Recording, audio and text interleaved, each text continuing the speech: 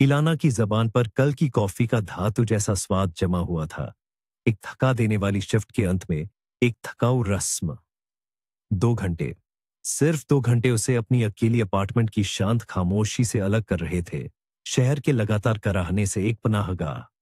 सरिता, उसकी हमेशा खुश रहने वाली नर्स, एक बेसुरा धुन गुनगुना रही थी, जबकि करण, प्रभावशाली ड्राइवर, बारिश से भीगी खिड़की को घूरते हुए अपनी मग से विचारपूर्वक घूंट ले रहा था। अचानक डिस्पैच यूनिट की तीखी चीख ने नाजुक शांति को भंग कर दिया। छठा रैप्टर, तत्काल तैनाती। शहर के बाहरी इलाके में 22 एस्टरिया गाला पार्टी। एक मेहमान गंभीर परेशानी में है। एनाफिलेक्सिस का संदेह है। एक आवाज सर्जन के स्केलपेल की तरह तेज खामोशी को चीर गई। इलाना की उंगलियों के पोर सफेद पड़ गए। उसने सिरेमिक मग को कसकर पकड़ा। धत तेरी की, उसने बड़बड़ाया, तभी हुई नाराजगी की फुसफुसाहट। एक और सोने का पिंजरा, ज्यादतियों और लापरवाह लिप्तता से भरा हुआ। हमेशा वही लड़ाई, चाकूबाजी या इससे भी बुरा, अनियंत्रित भोगवाद से प्रेरित। उसका आंतरिक संघर्ष सिर्फ एक पल के लिए चला। कर्तव्य, एक ठंडा अथक हाथ ने उसे आगे धकेला। चलो, उसने आदेश दिया। उसकी आवाज कॉफी की लिंगरिंग गंध को चीर गई। गाड़ी एक चमकदार सफेद प्रहरी, मखमली अंधेरे को चीरती हुई ऑब्सीडियन दिग्गजों के एक बेड़े के बगल में रुक गई। शानदार कारें पिंजरे में बंद जानवरों की तरह बड़बड़ाती हुई। वर्दी पहने एक दरबान ग्रेनाइट गार्गोयल की तरह अचल एस्ट्रिया गाला के सुनहरे प्रवेश द्वार पर खड़ा था। उसकी नजर सम्मान और डर के एक अजीब मिश्रण से भरी हुई इलाना की वर्दी पर पड़ी। उसने उन्हें अंदर जाने का इशारा किया, लेकिन पहले उसकी आवाज एक रहस्यपूर्ण फुसफुसाहट में धीमी हो गई। ध्यान दे डॉक्टर साहिबा, ये समीर वर्मा का डोमेन है। उनकी बेटी की शादी, और क्या। हमारे उद्योग के एक दिग्गज। सावधानी से चले। उनका स्वभाव तूफान है, और मैं भी लोहे का आदमी उनके सामने कांपता हूं। करण ने सिर्फ लापरवाही से हाथ हिलाया। स्वभाव, परेशानी?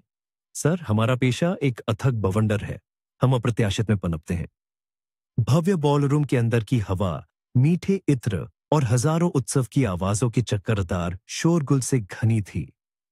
डीजे के विशाल स्पीकरों से निकलने वाली धड़कती बेस नोट्स फर्श से होकर कंपन कर रही थी। शैंपेन तरल सोने की तरह बह रही थी। हंसी शानदार छतों से गूंज रही थी। लेकिन एक शांत छायादार जगह में खामोश आतंक का एक तमाशा सामने आ रहा था। एक आदमी 3 अस्थायी कुर्सियों पर विकृत रूप से झुका हुआ हाँफ रहा था। हर खुरदरी सांस एक बेताब घरघराती विनती थी। उसकी आंखें अपनी कक्षाओं से बाहर निकली हुई बिना उद्देश्य के शानदार शून्यता में घूर रही थीं। एक विकृत सूजी हुई जबान उसके नीले होठों से बाहर लटक रही थी। उसकी त्वचा, जो कभी जीवंत थी, अब एक परेशान करने वाले नीले बैंगनी रंग से चमक रही थी। इलाना का दिमाग सर्दियों के ब्लेड की तरह तेज और ठंडा तुरंत भयानक सच्चाई को पहचान गया। एनाफिलेक्सिक शॉक। एक खामोश जहरीला हमला, संभवतः एक एकल अनजाने घूंट या काटने से शुरू हुआ। हटो, अभी, हवा, उसे सांस लेने दो।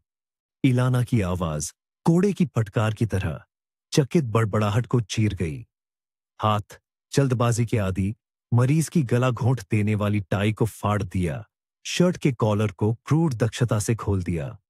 सरिता, उसकी हरकतें पॉलिश्ड ग्रेस का एक धुंधला धब्बा शीशियों को तैयार कर रही थी। शीशे और त्वरित इंजेक्शनों की एक सिम्फनी। एड्रेनालाइन का एक ठंडा झटका, फिर एक और आदमी की नसों में गया। उसकी नाक के नीचे अमोनिया की एक तीखी तीखी गंध, सिस्टम के लिए एक रासायनिक झटका। एक क्षण में उसके गले के चारों ओर विकृत सूजन कम हो गई। घर घर आते हुए सांसें रुक रुक कर फिर लयबद्ध सांसों में बदल गई। भूतिया नीला रंग धीरे धीरे चमत्कारी रूप से पीछे हट गया, जिसकी जगह एक कमजोर अस्वस्थ पीलापन आ गया। एक दबी हुई खांसी, फिर एक कमजोर कृतज सांस आदमी के होठों से निकली। ईश्वर की कसम, मुझे लगा मेरी आखिरी सांस मेरे हाथ में है। बच गया किसी चमत्कार से।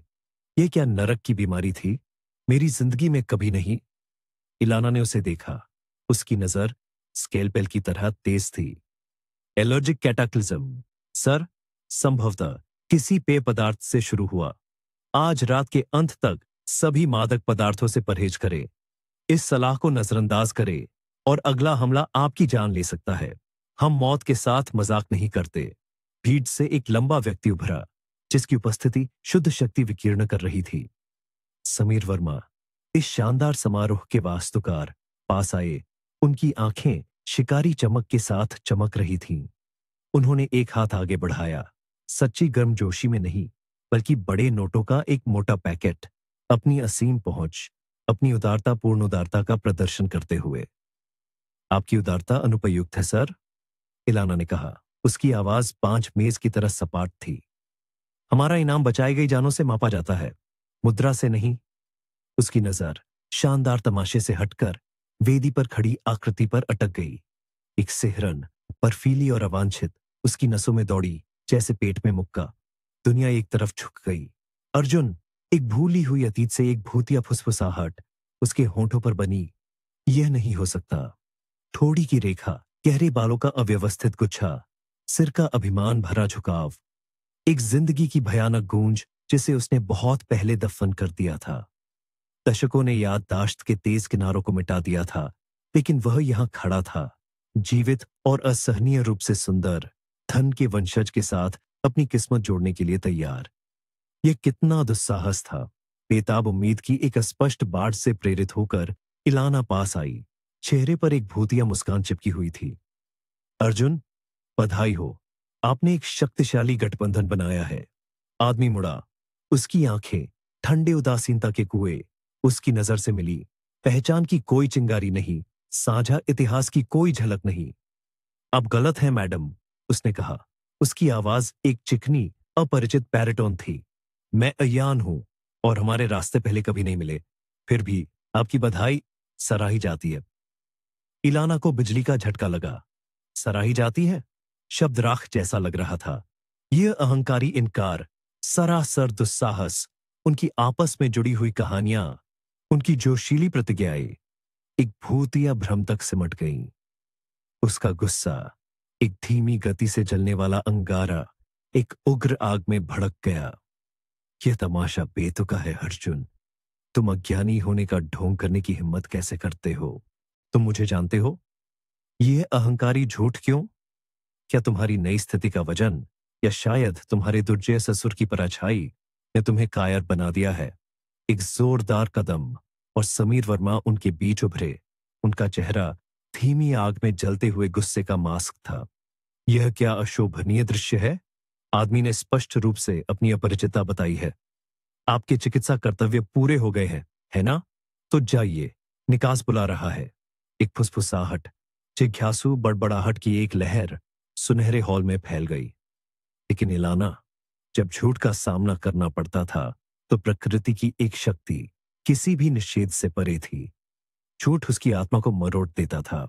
वह इस घड़ी हुई वास्तविकता को नष्ट कर देगी। तुम मुझे नकारने की हिम्मत कैसे करते हो? उसकी आवाज, हालांकि टूटी हुई थी, धर्मी आक्रोश से कंपी। मैं अर्जुन को जानती हूं। हमारी जिंदगी आपस में घुंधी हुई थी। उसके पास एक विशिष्ट निशान है। उसकी हंसुली के ठीक नीचे एक तिल है। उसका हाथ बेताब जल्दबाजी से कांपता हुआ उसकी शर्ट के बेदाग कपड़े को हटाने की कोशिश में बढ़ा। समीर वर्मा फट पड़े। ज्वालामुखी की तरह गुस्सा उनके अंदर से फूट पड़ा। इस पागल औरत को बाहर निकालो, तुरंत। मेरी बेटी के पवित्र दिन का यह अपमान बर्दाश्त नहीं किया जाएगा। सुरक्षा, इस बाधा को बाहर निकालो। कोई भी मेरे डोमेन को अपवित्र करने की हिम्मत नहीं करता। अराजकता फैल गई। अयान, उसका चेहरा विस्मयकारी निर्दोषता का मास्क था। इलाना के किसी भी परिचय से इनकार कर रहा था। उसके इनकार उसके कानों में खोखले लग रहे थे। सरिता, एक पीली भूतनी, मखमली पर्दे के पास से कुड़ गई, आतंक से लकवाग्रस्त। लेकिन करण शहरी अराजकता में जीवन से कठोर, बिजली की गति से काम किया। उसने इलाना का हाथ लोहे की पकड़ से पकड़ लिया। हमारी माफी सर, एक बड़ी गलती, एक गलतफहमी। हम जा रहे हैं। आपके उत्सव बिना किसी बाधा के जारी रहे। वे उसे उग्र भीड़ के माध्यम से खींच कर ले गया, एक जीवित राम की तरह, एम्बुलेंस की धन्य गुमनामी की ओर। विलासिता और धोखे की गंध उनका पीछा करती रही। जब वे दूर भागे, करण, उसका चेहरा अविश्वास का तूफान था, ने आखिरकार चुप्पी तोड़ी। इलाना, तुम्हें वहां कौन सी राक्षसी जुनून ने पकड़ लिया था? समीर वर्मा की बेटी के दूल्हे पर हमला करना। क्या तुम इस लापरवाही की गंभीरता समझते हो? इस दिग्गज का क्रोध हमारे करियर को तबाह कर सकता था। इलाना ने एक टूटी हुई, कांपती हुई सांस छोड़ी। तनाव आखिरकार कम हो गया। आंसू जलते हुए और अथक उसके चेहरे पर बहने लगे। लंबे समय से दबी हुई पीड़ा का एक प्रवाह। वह झूठ बोल रहा है। वह बेशर्मी से झूठ बोल रहा है। हमने एक कहानी साझा की, एक प्यार जो आग की तरह जल रहा था। हमने हमेशा के लिए बात की, और अब वह मुझे पागल साबित कर रहा है। मेरे नाम, मेरी पहचान से इनकार कर रहा है। और फिर भी उस दिल का वह दिल नहीं था। ये क्या काला जादू है? तुम सच कह रहे हो करण। मैंने अपनी पेशेवर शपथ तोड़ी है। मुझे माफ करना। मैं मुझे कुछ समझ नहीं आ रहा। एक लंबी थकाऊ शिफ्ट पीले भोर में बदल गई। इलाना भारी कदमों से घर चली गई। उसकी आत्मा उसके सीने में सीसे का वजन थी। उसके सामने के दरवाजे का परिचित खटका और एक चिकनी छाया काली आकृति उसके पैरों के पास साकार हो गई। स्नेह का एक छोटा बड़बड़ाता हुआ इंजन। निक्कू, उसका वफादार बिल्ली साथी, उसके टखनों के चारों ओर 8 का आंकड़ा बना रहा था। उसकी गहरी बड़बड़ाहट उसकी टूटी हुई नसों के लिए बाम थी। इलाना ने उसे अपनी बाहों में उठाया, अपने चेहरे को उसके नरम फर में दबा लिया। आंसू उसके गालों पर बह रहे थे और उसके होठों से एक फुसफुसाहट निकली। मेरे प्यारे रक्षक, इस उजाड़ दुनिया में मेरी एकमात्र रोशनी, सिर्फ तुम ही मेरे लौटने का इंतजार करते हो। सिर्फ तुम्हें याद है। धूल भरे अभिलेखागार से उसने एक पुरानी जूते की पेटी निकाली। फीकी तस्वीरें, अर्जुन जीवंत और अदम्य, उसका हाथ उसे गले लगाए हुए, धूप से भरा परिदृश्य पृष्ठभूमि में धुंधला। एक ज्वलंत अतीत का भूत। अयान के साथ भयानक समानता उसे फिर से मार गई। एक ठंडा करने वाली गूंज। कोई भी दो आत्माएं एक दूसरे को इतनी पूरी तरह से प्रतिबिंबित नहीं कर सकती। उसने सोचा। उसकी आवाज आश्चर्य और भय से भरी हुई थी। यह किसी भी तर्क के खिलाफ है। इलाना का अस्तित्व हमेशा एक सावधानीपूर्वक बुना हुआ टेपेस्ट्री रहा था। एंटीसेप्टिक और अकादमिक खोज के धागों से बुना हुआ। उसका बचपन एक डॉक्टर के घर की शांत पवित्रता में बीता। उसके पिता व्यावहारिक ज्ञान के एक गढ़, एक सम्मानित चिकित्सक। उसकी मां दंत चिकित्सा की एक सूक्ष्म मास्टर। उनकी इकलौती संतान, आराम से संपन्न लेकिन जीवन की अनियंत्रित जंगली धाराओं से सुरक्षित। उनका घर सहकर्मियों के लिए एक निरंतर सभा, सहज उल्लास के बजाय बौद्धिक बातचीत से गूंजता था। उसका रास्ता पूर्व निर्धारित दृढ़ता से चिकित्सा के पवित्र हॉलों की ओर ले गया, एक अटूट रेखा की ओर। छात्र जीवन का ज्वलंत अराजकता, साझा छात्रावासों का विद्रोही रोमांच, एक दूर का लुभावना मिथक बना रहा। उसके माता पिता के बयान उसके किशोरावस्था में गूंजते रहे। ज्ञान के लिए प्रयास करो, एक करियर बनाओ, स्नेह बाद में आएगा। लेकिन उसका युवा दिल पहली प्रेम की तूफानी जुनून की लालसा रखता था, एक बंधन जो बांझ महत्वाकांक्षाओं से परे था।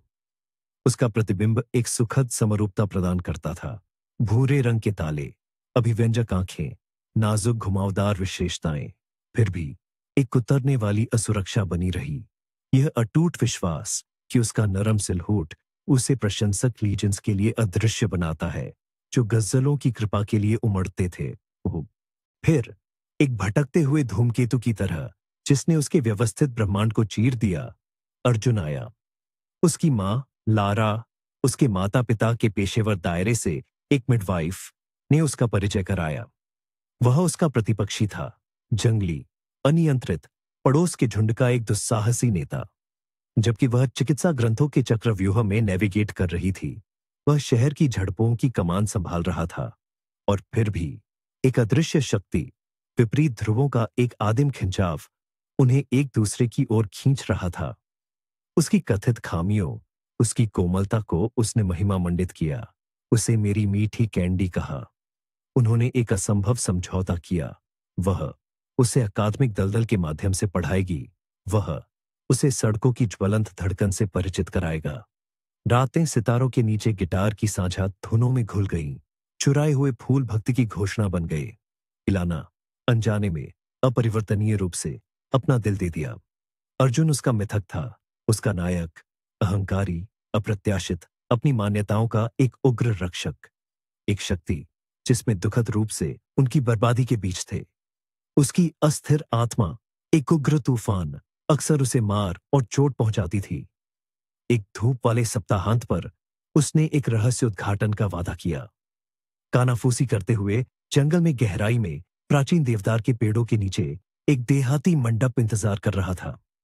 बुनी हुई शाखाओं से बना एक आश्रय, देवदार और जंगली जड़ी बूटियों की सुगंध से महकता हुआ। वहां अप्रत्याशित बारिश की कोमल टक्कर के बीच उनकी आत्माएं आपस में घुंधी हुई थीं। उसके होंठ आग्रहपूर्ण और जोशीले भागने की प्रतिज्ञाएं फुसफुसा रहे थे, केवल उनके लिए बनाए गए एक द्वीप स्वर्ग के बारे में, सितारों की अनंत काल के नीचे। यह पवित्र स्थान उनकी पहली ज्वलंत निकटता का गढ़ बन गया। बाद में वे लंबे समय तक लेटे रहे, पत्तों के गुंबद के माध्यम से तारामंडल का पता लगा रहे थे, इतनी गहरी खुशी में डूबे हुए थे कि इसने दुख की अवधारणा को ही ओवरशैडोड कर दिया। उनका अस्थिर रोमांस, विस्फोटक जुनून और कड़वी पारस्परिक दोषारोपण के बीच एक क्रूर झूला अंततः एक तुच्छ बात पर टूट गया। एक प्रोम डांस, एक क्षणिक स्पर्श ने अर्जुन में धधकती ईर्ष्या को प्रज्वलित कर दिया। वह एक खुशहाल कैफे में घुस गया, एक उग्र बवंडर और एक निर्दोष नृत्य के लिए इलाना को सार्वजनिक रूप से गाली दी। अपमान एक कच्चा, मवाद भरा घाव था। उनका युवा गौरव, अटल और लापरवाह, उनके बीच खाई को सील कर दिया। अर्जुन ने क्रूर बदला लेने के एक मोड़ में एक और की बाहों में सांत्वना मांगी, इससे पहले कि वह अपनी मां के साथ एक दूर के शहर में गायब हो जाए। साल दशकों में बदल गए, लेकिन अर्जुन एक प्रेत अंग बना रहा। इलाना की आत्मा में एक स्थायी दर्द। पहला प्यार, उसने सीखा, वास्तव में कभी नहीं मरता। उसे आपातकालीन चिकित्सा के केओस में अपना पेशा मिला, जो उसके माता पिता द्वारा प्रदान किए गए अपार्टमेंट में उसके अकेले अस्तित्व के साथ तीव्र विरोधाभास में था। सामान्य सुख खोजने का एक गलत प्रयास उसे कबीर, एक दंत चिकित्सक के पास ले गया, जिसे उसकी मां ने बढ़ावा दिया था। उसने अर्जुन के तूफान के बाद स्थिरता, एक शांत बंदरगाह का वादा किया, लेकिन उसके शांत व्यवहार ने एक गहरी खालीपन को छिपाया। उनका मिलन, जुनून से रहित एक साधारण औपचारिकता, उसकी जुनूनी पेडोंट्री और उसकी आत्मा को गला घोंटने वाली ठंडी उदासीनता के भार के नीचे गिर गया। वह दिनचर्या बेदाग शर्ट और चमके हुए जूते का प्राणी था, दिखावे से ग्रस्त, संतान के बारे में उसकी मां की भड़काऊ फुसफुसाहट का कठपुतली। एक दिन उसकी बांझपन पर उसका क्रूर ताना, एक निरंतर अनकहा कष्ट, अंततः उसके संयम को तोड़ दिया। बच्चे कबीर, उसने जवाबी हमला किया। एक कड़वी हंसी उसके गले से निकल गई। तुम मेरी उपस्थिति को मुश्किल से बर्दाश्त करते हो। तुम्हारी इच्छाएं तुम्हारे अपने सतही आत्ममोह का प्रतिबिंब है। उसका जवाब भावनाओं से रहित उसकी हड्डियों तक चुभ गया। मां कहती है कि परिवार को संतान की जरूरत होती है। अगर तुम बांझ हो तो कहो, मेरा समय ऐसे अनुत्पादक कार्यों के लिए बहुत कीमती है। इलाना की हंसी उन्मादी, बेताब, टूटी हुई आवाज बन गई। तो अपना कीमती समय और बर्बाद मत करो कबीर, चलो इस तमाशे को खत्म करते हैं। उनका अलगाव, एक शांत, लगभग उदासीन मामला, उसे मुक्ति की गहरी भावना के साथ छोड़ गया। उसके अपने घर की दमनकारी चुप्पी एक स्वागत योग्य बाम थी। अब नहीं, उसने अपनी मां से कहा। उसकी आवाज में स्टील का एक स्वर बज रहा था। कोई और व्यवस्थित मुलाकात नहीं, मैं आग के बिना प्यार के लिए नहीं बनी हूं। फिर एक कचरा पात्र के पास एक फेंके हुए पार्सल से एक कमजोर, बेताब चीख, एक छोटा क्षीण बिल्ली का बच्चा, गंदगी के बीच जीवन की एक फुसफुसाहट। इलाना अपनी जन्मजात घृणा को दूर करते हुए प्राणी को अतल से बाहर निकाला। निक्कू, एक सियामी छाया, उसकी अप्रत्याशित मुक्ति बन गया। उसने उसे घंटों तक नर्स किया, उसकी आंखों में बूंदें डाली और पिस्सू निकाले, जब तक कि वह एक शानदार, समर्पित साथी में खिल नहीं गया। उसकी कोमल बड़बड़ाहट, अटूट स्नेह की लयबद्ध धड़कन, आखिरकार उसे एक नाजुक, शांत नींद में सुला दिया। उसके अशांत अतीत की एक संक्षिप्त राहत। अगले दिन एक जलती हुई बुझने वाली जरूरत से जागृत होकर इलाना ने फैसला किया, यह भयानक समानता उसे चैन नहीं लेने देगी। अयान का चेहरा अर्जुन से इतना अविभाज्य उसकी याददाश्त में गूंज रहा था, उन घावों को फिर से खोल रहा था जिन्हें वह सोचती थी कि वे बहुत पहले भर चुके थे।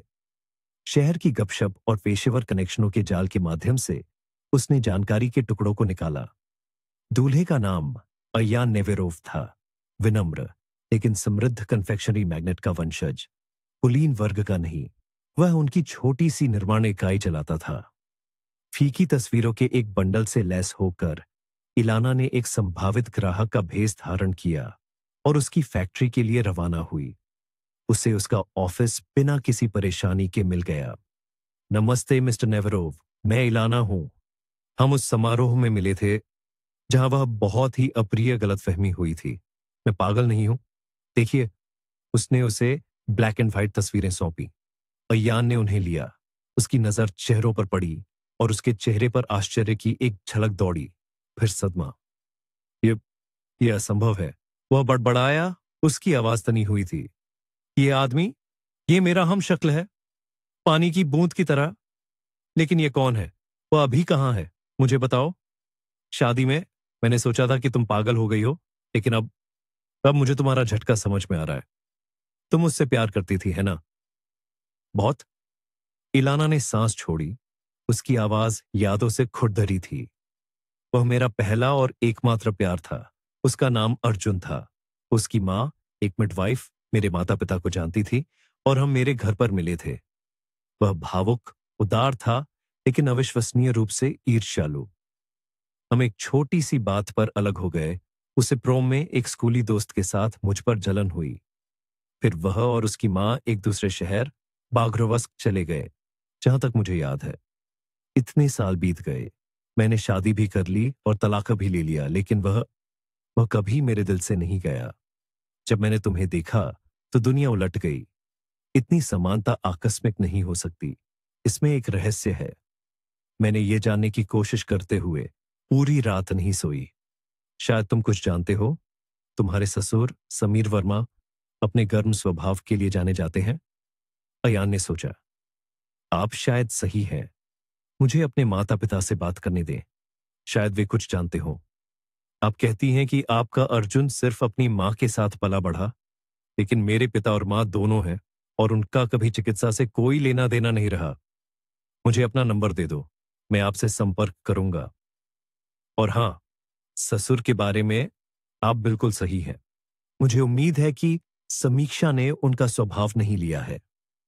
वे एक अजीब लेकिन गर्मजोशी भरे संबंध की भावना के साथ अलग हो गए। इलाना अपनी शिफ्ट के लिए दौड़ पड़ी, देर होने के डर से। अयान उसी दिन अपने माता पिता के पास गया, एक कठिन बातचीत का पूर्वाभास करते हुए। उसकी मां वंदना रसोई में व्यस्त थी। उसके पिता सतीश खबरें खोजने के लिए चैनल बदल रहे थे। बेटे को देखकर उनके चेहरे खुशी से खिल उठे और वे उसे गले लगाने के लिए दौड़े। क्या बढ़िया मौका है बेटा, सप्ताह के बीच में बूढ़ों से मिलने का, पिता ने खुशी से पूछा। कुछ हुआ है? अयान ने गोलमोल बात नहीं की। मां, याद है मेरी शादी में एक महिला थी, एक डॉक्टर, जिसने मुझे किसी और के लिए समझा था, और फिर एक स्कैंडल हुआ था। इस तस्वीर को देखो, ये वही आदमी है। वह मेरी हूबहू कॉपी है। ये कैसे संभव है? वंदना ने नजरें झुकाईं, एक गहरी सांस ली, थोड़ी देर चुप रही, फिर शुरू किया। बेटा, मैं तुम्हें क्या बताऊं? इतने साल बीत गए, मुझे लगा मैं इस रहस्य को अपने साथ कब्र में ले जाऊंगी। तुम्हारा एक जुड़वां भाई है। मैंने तुम्हें 1 मिनट के अंतराल पर जन्म दिया था, दोनों लड़के। लेकिन जैसे ही मैं प्रसव से उभरी, मैटरनिटी अस्पताल में आग लग गई। ऐसी अफरा-तफरी। हमें कभी बाहर निकाला गया, कभी दूसरे अस्पताल में ले जाया गया। इस आपाधापी में जुड़वां में से एक गायब हो गया। मुझे सिर्फ तुम्हें लाया गया। मैंने और तुम्हारे पिता ने कितनी भी बहस की, पुलिस में रिपोर्ट लिखवाई, जांचें हुई और मुख्य डॉक्टर को भी निकाल दिया गया। लेकिन फायदा क्या हुआ? बच्चे को कभी नहीं मिला। मैं बहुत देर तक दुखी रही, समझ नहीं पा रही थी कि ऐसा कैसे। मेरा अपना बच्चा कहाँ है? सोचा शायद आग में मर गया और डॉक्टरों ने मामले को दबा दिया। संक्षेप में यह एक अंधेरी कहानी थी।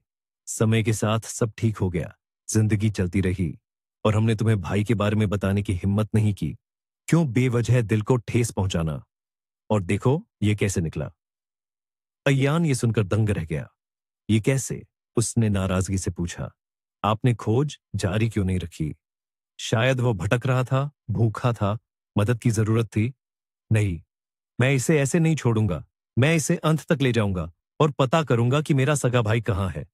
अब ऐसी संभावनाएं हैं, इंटरनेट, सोशल मीडिया, निजी जासूस, क्या पता उसे ढूंढना संभव हो जाए। माता पिता से जाने के बाद अय्यान ने तुरंत इलाना को फोन किया और पास के एक कैफे में मिलने का इंतजार किया। उसके अंदर भावनाओं का समुद्र उमड़ रहा था और इलाना ही एकमात्र ऐसी थी जो उसे इस समय समझ सकती थी। अयान ने खुद को यह सोचते हुए पाया कि उसे यह प्यारी मुस्कुराती हुई महिला करली बालों के साथ बहुत पसंद है। उसकी पूर्णता उसे बिल्कुल भी खराब नहीं कर रही थी, बल्कि उसके मांसल रूप उसे और भी आकर्षक बना रहे थे।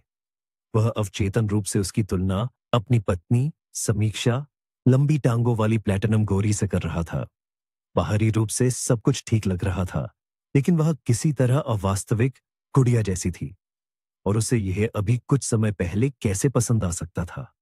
अभी भी वह इलाना का इंतजार कर रहा था और उसे दूर से देखा। वह थोड़ी हाँफ रही थी, स्पष्ट रूप से जल्दबाजी में थी। उसका चेहरा लाल हो गया था और उसने दूर से उसे हाथ हिलाया। उसने इतनी गर्मजोशी और ईमानदारी से मुस्कुराया कि आदमी मंत्रमुग्ध हो गया, लेकिन तुरंत उसने खुद को रोक दिया। तुम क्या सोच रहे हो अयान? घर पर पत्नी इंतजार कर रही है, आखिरकार हनीमून है, और तुम यहां किसी और महिला पर लार टपका रहे हो।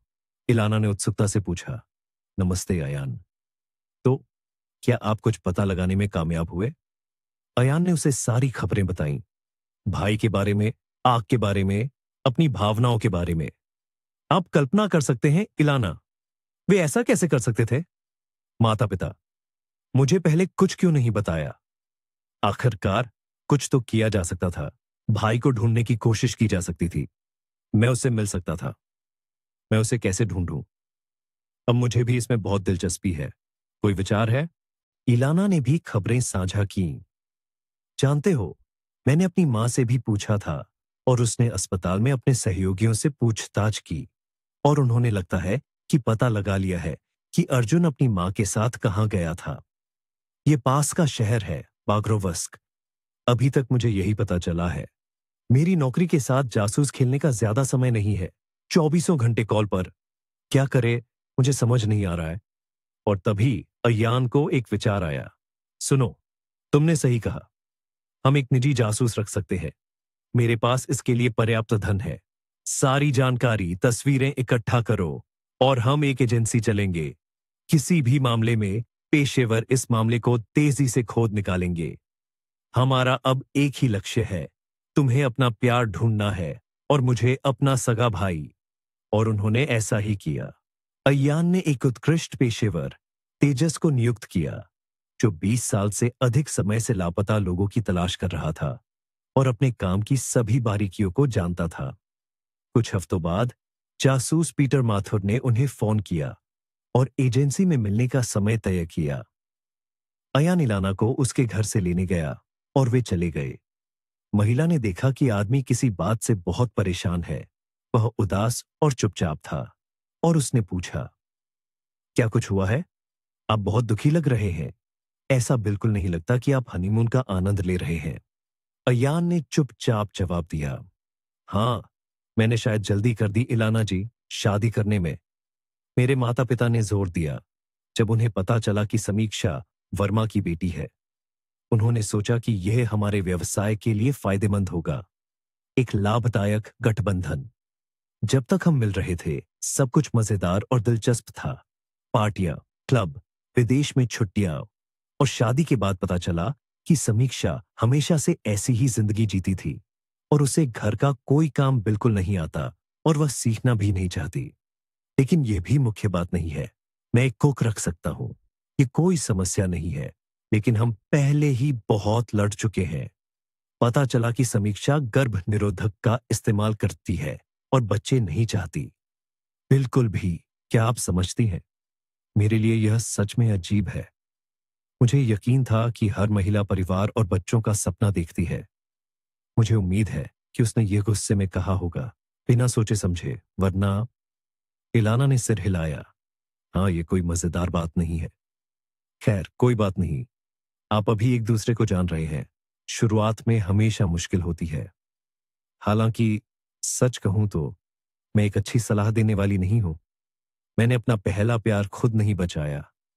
मैं अपने पति के साथ नहीं रह सकी, इसलिए मैं बिल्ली निक्कू के साथ ही रहती हूं। बच्चों के साथ भी बात नहीं बनी। भगवान ने नहीं दिया, तो अब मेरा बिल्ली का बच्चा मेरी सांत्वना है। वह निश्चित रूप से मुझे चोट नहीं पहुंचाएगा। अंततः वे पहुंच गए।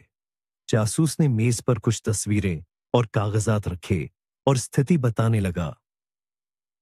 मैं आपको क्या बताऊं साहब, यह मामला आसान नहीं है और उलझा हुआ है। खासकर आपके और आपके भाई के जन्म के बारे में। यह एक पुराना अंधेरा मामला है और इसे साफ तौर पर दबाने और भुलाने की कोशिश की गई थी। मुझे मुश्किल से कुछ सुराग मिले।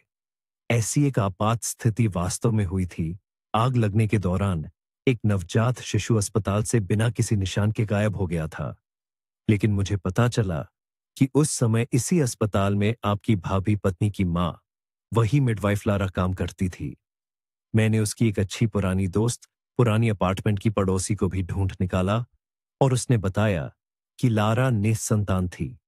इसी वजह से उसका पति भी जवानी में उसे छोड़कर चला गया था और उस आग के तुरंत बाद उसने छुट्टी ले ली और फिर अचानक इस्तीफा दे दिया। और सबसे महत्वपूर्ण बात यह है कि उसने शहर के केंद्र में एक अच्छा अपार्टमेंट बेच दिया और बिना किसी कारण के सबसे बाहरी इलाके में एक पुराने अपार्टमेंट में चली गई। क्या आपको यह अजीब नहीं लगता? कुछ साल बाद दोनों महिलाएं स्लुचाइनो एक शॉपिंग सेंटर में बिक्री पर मिली। और हां, लारा एक छोटे बच्चे को हाथ पकड़ कर ले जा रही थी और ऐसा दिखाया जैसे उसने अपनी करीबी दोस्त को पहचाना ही नहीं। इससे उसे बहुत चोट लगी और आश्चर्य हुआ। आखिरकार वे इतने सालों से दोस्त थे और झगड़ा भी नहीं किया था। ऐसी प्रतिक्रिया क्यों? बच्चे के बारे में भी सब कुछ अजीब था। वह उसे कहां से मिला? लेकिन महिला ने जल्द ही इसके बारे में भूल गई। उसे किसी और की समस्याएं क्यों चाहिए? मेरी राय है, लारा ने ही आग के दौरान शोर शराबे के बीच बच्चे को चुरा लिया और कोई नहीं हो सकता। इलाना हैरान थी। तो आपने खुद उससे यह क्यों नहीं पूछा? या आपको वह नहीं मिली? आपको सब कुछ पहले हाथ से ही पता लगाना चाहिए, वरना यह सब अटकलें और अनुमान है। पीटर माथुर मुस्कुराया। क्यों नहीं, मुझे मिल गई। कब्रिस्तान में। महिला की बहुत पहले मृत्यु हो गई थी, 5 साल पहले। मैंने उसकी मेडिकल हिस्ट्री देखी। सब कुछ सामान्य था, स्ट्रोक। तो हम उसके कृत्य के असली मकसद, दुर्भाग्य से, कभी नहीं जान पाएंगे।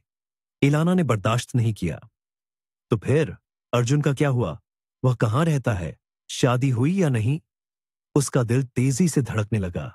उसे पसीना आ गया। जासूस बहुत गंभीर और विचारशील हो गया। मैं आपको जो बताने जा रहा हूं, वह आपके लिए बहुत बुरी खबर होगी। 1 साल पहले अर्जुन की मृत्यु हो गई। वह एक शौकीन मोटरसाइकिल सवार था, यहां तक कि स्टंटमैन के रूप में काम करने लगा था। उसने एक सामान्य लड़की से शादी की।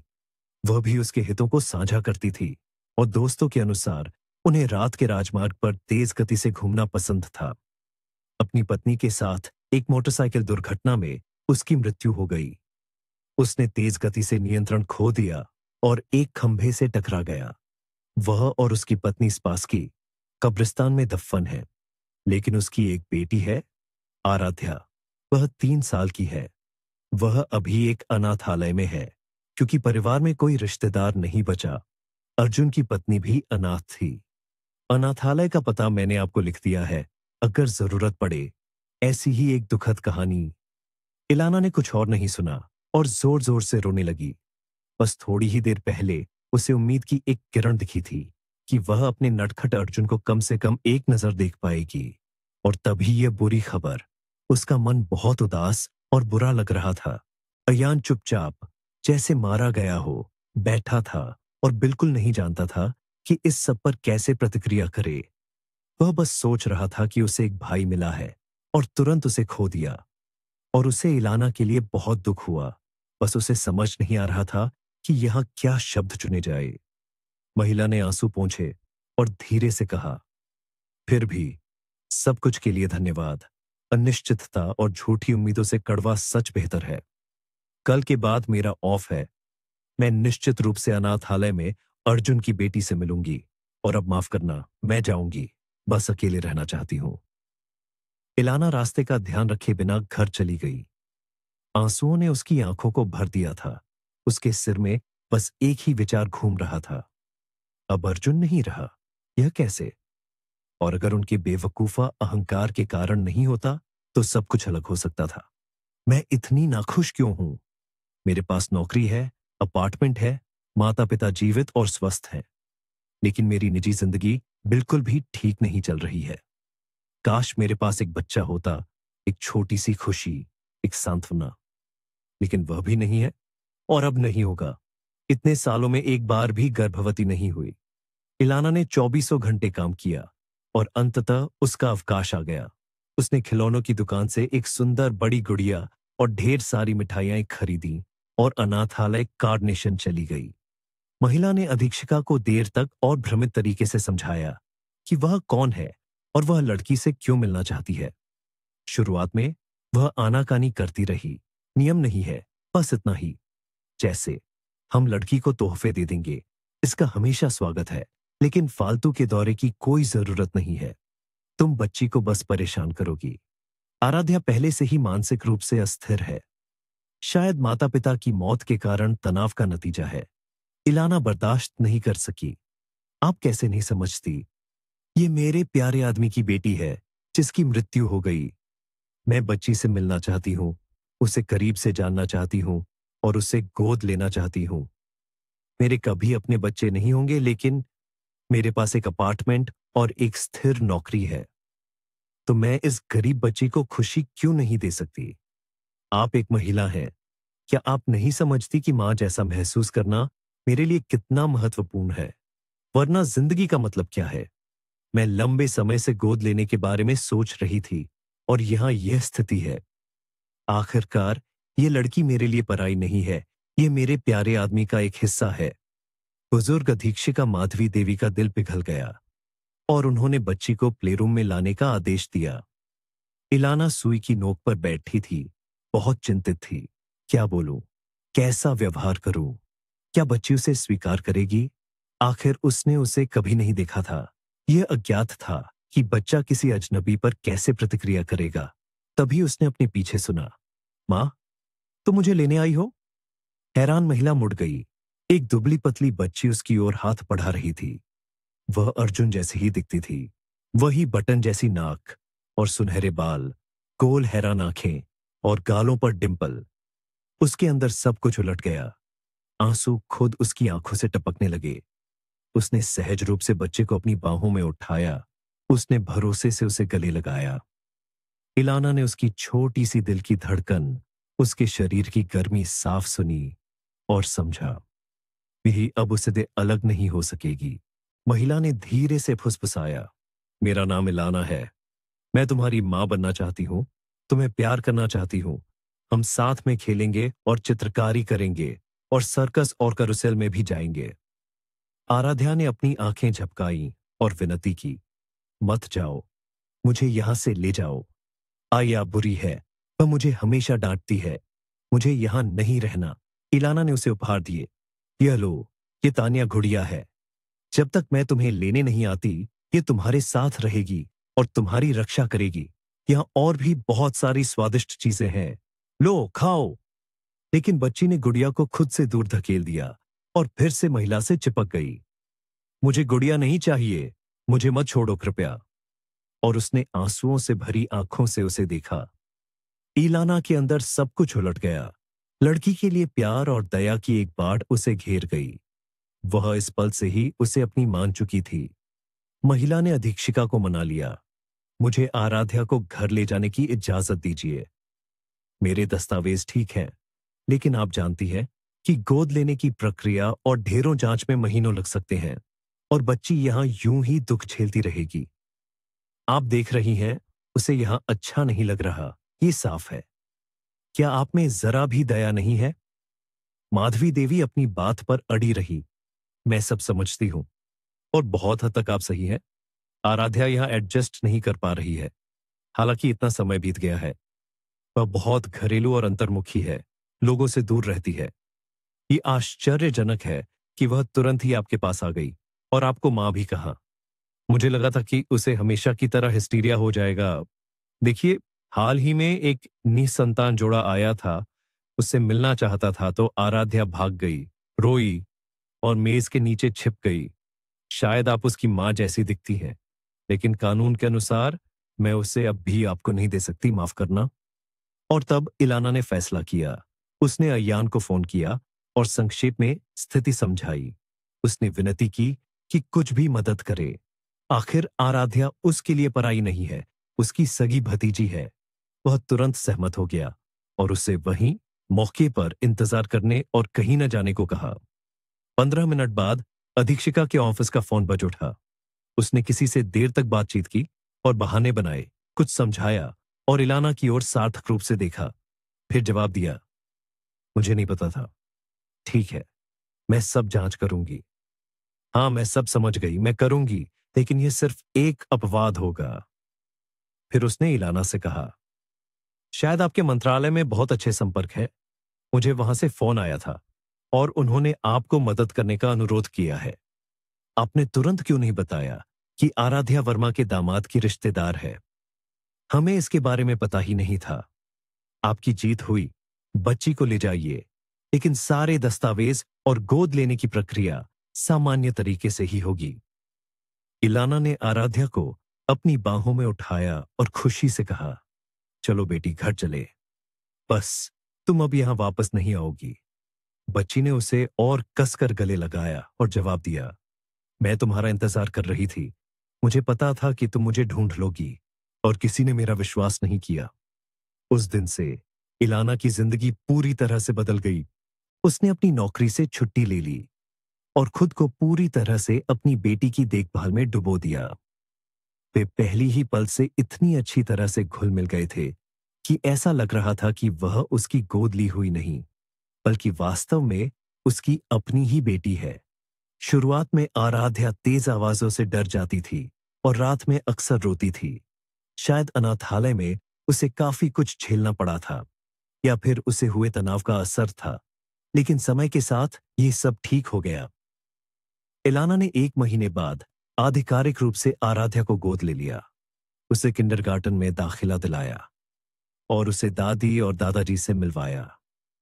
माता पिता जाहिर है बेटी के इस साहसी कदम से हैरान थे, लेकिन उन्होंने उसे पूरा समर्थन दिया। यह अपनी उम्र से ज्यादा समझदार और गंभीर बच्ची उनके दिलों को पिघलाने में कामयाब रही। आराध्या सचमुच एक आज्ञाकारी और प्यारी बच्ची थी और इलाना तो पहचान में ही न